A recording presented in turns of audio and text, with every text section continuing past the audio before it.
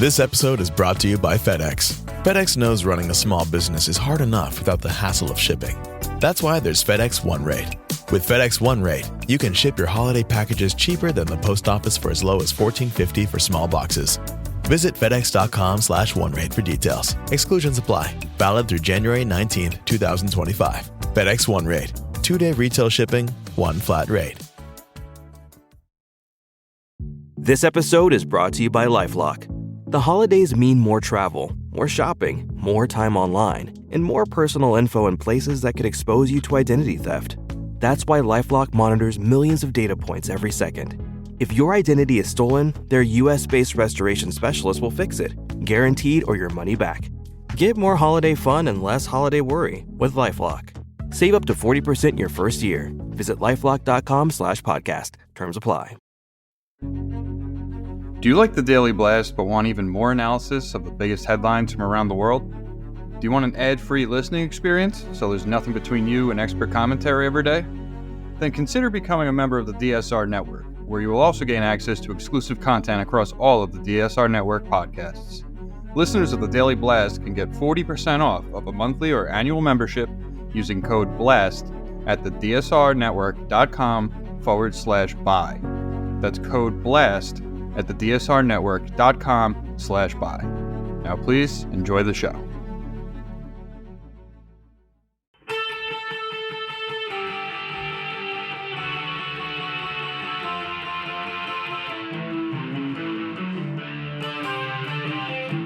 This is the Daily Blast from the New Republic, produced and presented by the DSR Network. I'm your host, Greg Sargent.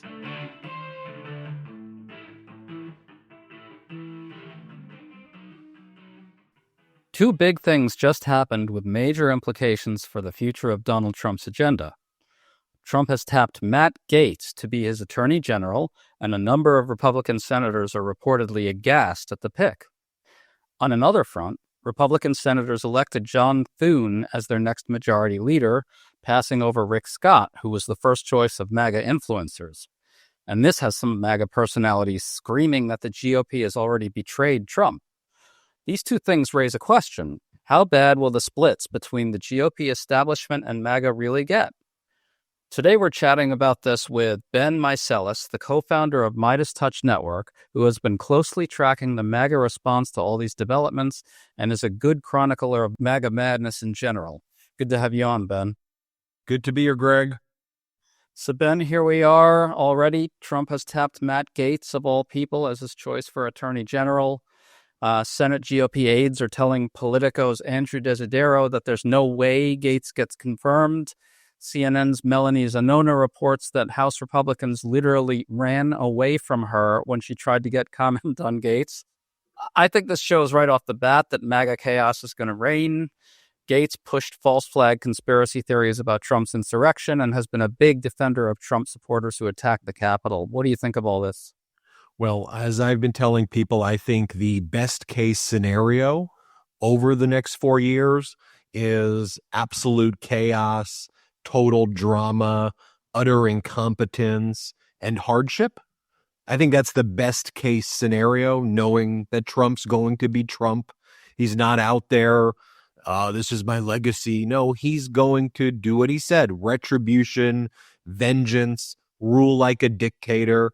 Those are the things that he said he was going to do. So I think in the best case scenario, when he does the things he says, 2,000% tariffs, appointing the people like he is doing right now, bloody mass deportations, chaos, drama, all caps posts, that's your best case scenario. Your more likely scenario and worst case scenario is that he effectively implements these things, and we see America turned into something out of our worst nightmares. I'm not trying to be hyperbolic. I've always tried to be leveled and measured when the corporate media was pretending that this was all normal, and we were saying it wasn't. And now everything that we said was going to happen is happening. And now I hear people are Googling, can I take back my vote? What's a tariff? Are the deportations going to impact me? Yeah. Too late. Yeah. They are. I mean, some on the left are pointing out that Gaetz has some good qualities to him. I think on surveillance issues, for instance, maybe, he has spoken out against abuses, which, fine, granting that. But at the same time, this is not a pro-rule of law pick. This is somebody who is going to try to carry out Trump's vendetta against his enemies. And I think it's pretty clear that he's somebody who's going to try to prosecute enemies without cause. I'd love to be wrong about that. And if I'm proven wrong about that, I'll be the first to say so. But I want to say one thing here, Ben. Maybe the one good thing about this is that it forces an immediate debate over whether Trump's attorney general should carry out those prosecutions that he has threatened and force Republicans to go on record and defend it right off the bat. Why not, right? I've had this conversation with a lot of people that I know where I said, you know what, part of me wants him just to rip the Band-Aid off, do all of those things so that America could understand the pain and harm it's going to cause. Both my own self-reflection and often what people will tell me when I go through that hypothetical exercise is, someone will say to me, hey, Ben, I don't want that to happen. I have a gay person in my family. I have a trans person in my family. I have a family member who's been working here for 30 years who doesn't have their papers but paid taxes and contributed to society. So you go through that hypothetical exercise, it's going to cause a massive amount of pain to human beings. And Greg, we went from a period of having record GDP growth, low unemployment for record amounts of times, record-breaking stock markets, energy independence. You go through the list, America was leading the world in all of these things, very stable financial markets, to now we're talking about the self-imposition of varying degrees of suffering. I want to move on. Speaking of major mistakes, Tulsi Gabbard is Trump's first pick for Director of National Intelligence. I don't even know where to begin with that. I was trying to come up with an equivalent that a Democratic president-elect could pick for DNI that would be anything like that, and nothing comes to mind. What do you think of this? It is horrifying. Hillary Clinton warned several years ago. She said that she believes, her words, that she believed Russia was grooming individuals to implement their agenda. And she said many people believe she was referencing Tulsi Gabbard directly there. Tulsi Gabbard has made posts that word for word parrot Russian propaganda about Ukraine, talking about biolabs and why the biolabs justified Russia invading Ukraine. I mean, like just word for word stuff. And, this is our security apparatus. And then you talk about your Secretary of Defense being, a Fox News host who granted had, served in the military, but, an individual who has zero experience. And so we've went from the most qualified people and stability to the least qualified people and potentially overtly antagonistic to our national interests. You brought up Ukraine, so I want to bring up John Thune, Senator John Thune, who is now going to be Senate Majority Leader. He has been a vigorous proponent of aid to Ukraine. Some MAGA types pulled up his statements on this angrily to point at the fact that, Thune supports Ukraine, so he's a betrayer of MAGA. I mean, thanks for being so clear about it, guys. But to me, the key in these statements from Thune is that he forcefully described a Putin victory in Ukraine as a potential long-term threat to NATO and our allies. That's very much anathema to the MAGA worldview. I mean, Donald Trump Jr. recently had that disgusting tweet in which he said we were going to cut off Zelensky's quote-unquote allowance. So I got to think, we're seeing this Gaetz and Gabbard stuff, but over here on the other side, there's at least a glimmer of a possibility that Senate Republicans might, put up some resistance to a pro-Putin agenda by Trump. What do you think the prospects for that are? Might there be some resistance? Yeah, I mean, look, the fact that we're talking, though, in terms of a glimmer of a possibility that an ally like Ukraine and our allies like NATO would get the support from the United States speaks to how far we've all fallen, especially, not we per se, but as a nation where we have to hope that a Republican from South Dakota can be the grown-up in the room and push back against the most gross excesses and anti-American aspects of Trump's agenda while compromising with other aspects. I mean, just the very framing of the question talks about the dire position where how did we even get to the point where supporting our allies either makes you a rhino or a lefty or a liberal by saying, hey, NATO is an important alliance. That's under attack. You've been documenting the MAGA reaction to Thune. Can you talk about that? We're seeing a lot of he's a rhino. We're seeing a lot of this is a betrayal. We had some significant figures in the MAGA universe object. Laura Loomer, Charlie Kirk, Representative Anna Paulina Luna, they all reacted very badly to Thune's victory. Other big players like Fox News' Sean Hannity had endorsed Rick Scott as the true MAGA candidate. Can you tell us why specifically Thune's win is getting MAGA so angry right now? Well, because they believe that's part of Mitch McConnell, who served as the leader of the Republicans in the Senate for 18 years, like the longest in history, part of McConnell's legacy.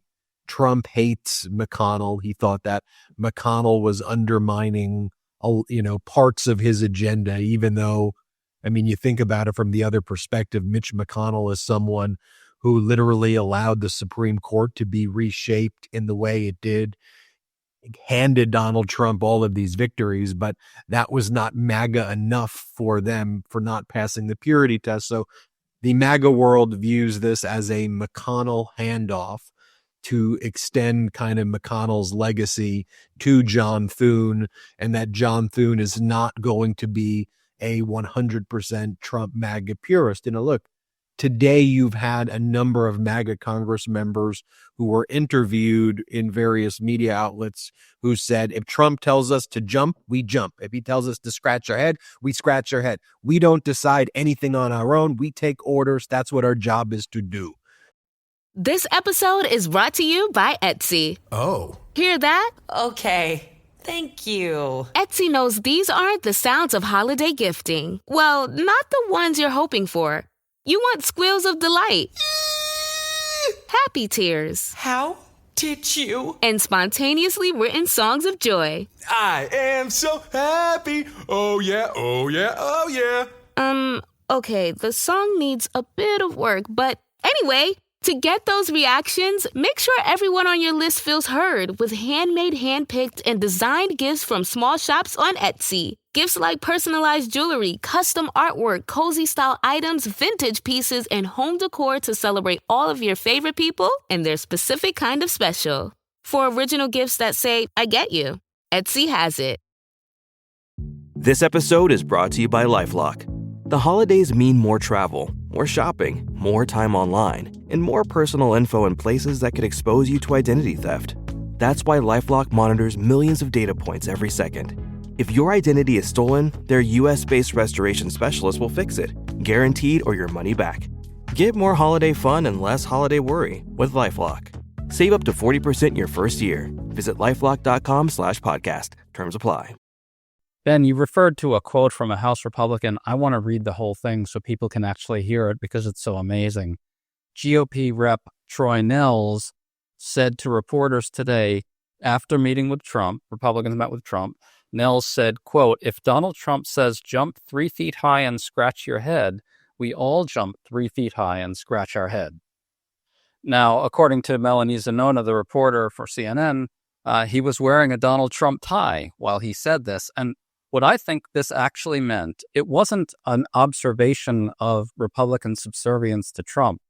like a critical observation, which it sort of sounds like. I think what actually happened here is Troy Nils is reassuring Trump and MAGA, if you say jump 3 feet high and scratch your head, we will, sir, we will. So I think what we're actually seeing here are the immediate fault lines that are developing in the Republican Party over those who want absolute subservience to Trump, want the Republican Congress to be nothing more than handmaidens to Trump. And some others who maybe feel a little bit less like that, like John Thune and so forth. So, I'm kind of hopeful that there's actually a genuine impulse to try to hold back the MAGA tide here among some of these Republicans. I'm just not that optimistic.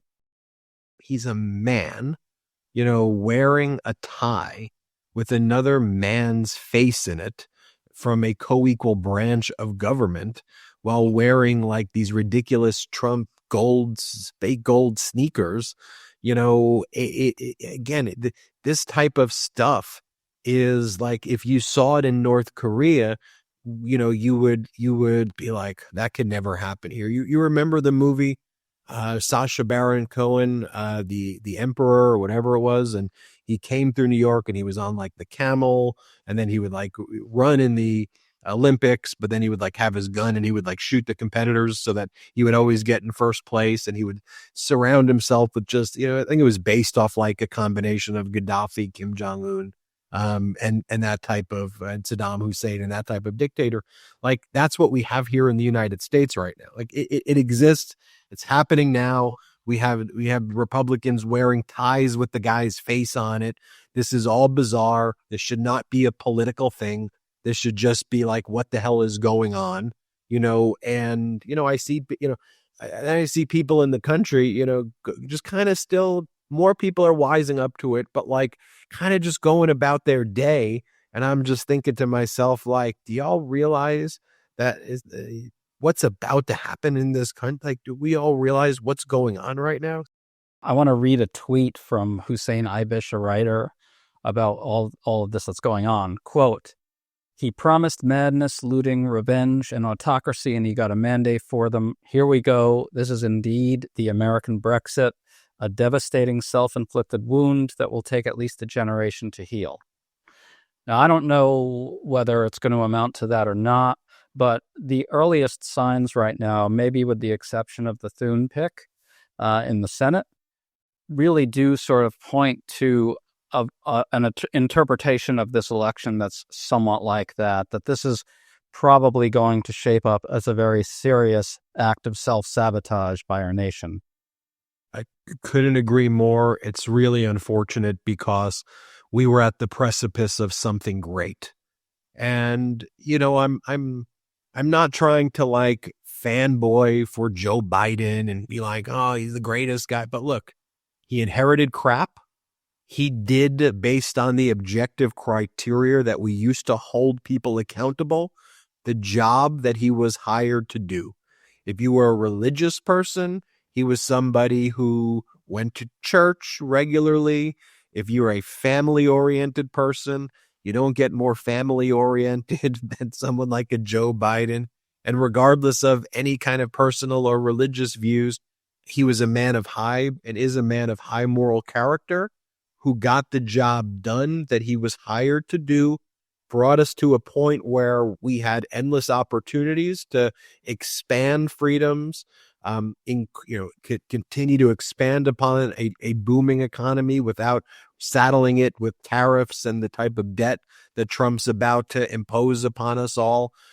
For all of the workers and union workers who voted against their interest, Biden had for the first time policies that were bottom up, middle out, that actually focused on their jobs, brought back their jobs, protected unions and collective bargaining, and put the right people at the National Labor Relations Board so that they got a fair shake and a fair shot. So, we were given this A/B test of someone who was a decent man, high moral character, high performing at the work, got results and did it without drama. And then on the A side, then on the B side, we were actually given like the worst possible choice of from every aspect, from someone who's convicted of crimes to someone found liable for sexual assault, who's on tape and camera bragging about sexually assaulting women, somebody who said that he does not support NATO, someone who's bankrupted all of the, lots of the businesses in the past, who's selling like watches from China and for hundreds of thousands of dollars. And Ben, can I just jump in and say he ran the economy into the ground, right? He inherited a good economy from Barack Obama, and he ran it into the ground because, or at least partly because, his pathological refusal to take the biggest crisis this country has faced in a long time seriously, his refusal to take it seriously, hampered our response and made the crisis much worse than it had to be. And to your point also, Ben, Biden had reoriented the country maybe away from its neoliberal drift, at least to some degree, most pro-worker administration in decades. And he had really started up the climate transition. He was unleashing major investments all throughout the heartland in green energy manufacturing, moving us toward a cleaner economy, getting us on that trajectory. And now Trump may just repeal all that, or at least do it immense damage, throw our effort to manage the climate transition into sharp reverse, make immigration much, much, much worse than it has to be. On every front right now, things look really grim. I mean, so if you're a voter out there who said, well, he's kind of crazy, but the economy was good before COVID and that wasn't his fault. And he seems to know what he's doing on the economy, and inflation's really bad right now. The low energy guy can't seem to get it under control. We need someone strong. It sure looks like that was not a very good way to read the situation.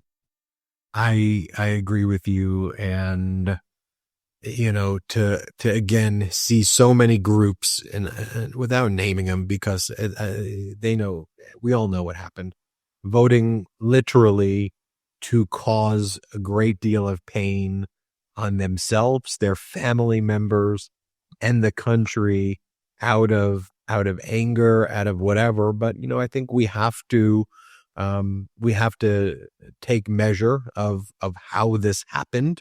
We have to, I think, recognize that during this election, Donald Trump and MAGA were able to seep into the culture with the right-wing podcasts that people didn't even think, wow, that's a filter towards getting into kind of MAGA, starting with getting, young boys and young people with gaming into certain types of podcasts, self-help, weightlifting, sports, that then pushes them into another direction. And then before you know it, they're more right-wing than anyone would think of Gen Z. So there are learning lessons that we can take. I certainly hope that there are, future elections that are going to exist in this country. Trump's going to try to destroy every single guardrail. And, I think the best case scenario is that people wake up, that there's going to be, unfortunately, I think mass disturbances that are going to be taking place as people wake up to the pain. In an optimistic spirit, I think you can actually envision some fault lines between MAGA and less MAGA Republicans in the Senate beyond Ukraine. It's possible some Republicans won't support a complete end to asylum seeking in the U.S., or might not want to dramatically roll back legal immigration, or might not want to support an immense increase in spending to carry out bloody mass deportations using giant camps. On tariffs, you might also see substantial disagreements. I think that's the real reason for the anger from MAGA today about John Thune becoming majority leader. They do see on some level that his agenda could run into some opposition, even among Republicans. I'm not super optimistic about it, but I think it's an actual possibility. Yeah, I think that, one of the things with Trump is, frankly, all he would have to do right now, given that, the Biden economy will continue to grow, right? You could just kind of keep it on autopilot. Yeah. Actually having like my dog Taquito in the White House would actually would produce better results than Donald Trump, because there's literally, like, doing nothing is probably the best thing that can be done right now, at least when it comes to domestic economic policy and not interfering with what Biden's kind of created. And then Trump could play golf and take credit for everything, but he's incapable of that, Trump. That's the thing about his pathology, right? He always needs to overcompensate and get involved and control every aspect of people's lives. The way he said in the speech, women, I'm going to be your protector. I'm going to be your protector. And I think statements like that, I'm like, what man would want another man to be the protector of his wife who's been found liable for sexual assault? But anyway, that's Trump's pathology. That's where he goes with these things. That's where he's going to go with these things. I hope that he gets, that they check him, because he certainly is testing them right now with, are they going to be 100% loyal, or are they going to push back amongst his greatest excesses? Because he's front loading them. So it's not like if you thought, okay, maybe he'll just kind of trickle this out. No. He's going to do those things. Let's see if there's any pushback from Well, Republicans. I'll tell you what, Ben, to close this out, I do think that this is a major test for those Republicans who, on some level somewhere, maybe don't want the MAGA takeover of their party to be complete. Not apologizing for the pre-Trump Republican Party. It was also terrible, but still, there are Republicans out there who don't seem to want to end aid to Ukraine or pull us out of NATO. I'm thinking that Matt Gaetz, who's clearly being picked by Trump in order to violate the Constitution on Trump's behalf and prosecute his enemies, and Tulsi Gabbard, who's clearly being picked to, I guess, pull us out of NATO or really deal the alliance an immense blow. Look, let's make the John Thunes and other Republicans in his mold stand up and say what they think of these things right now. This is a test for them. I agree. And look, hope springs eternal. We have to use our platforms to educate Americans, to apply pressure as best we all can for democratic processes to prevail. So that's what we're going to keep on doing here each and every day. And, it is not going to be an easy one, but it's a fight that we're ready for and prepared for.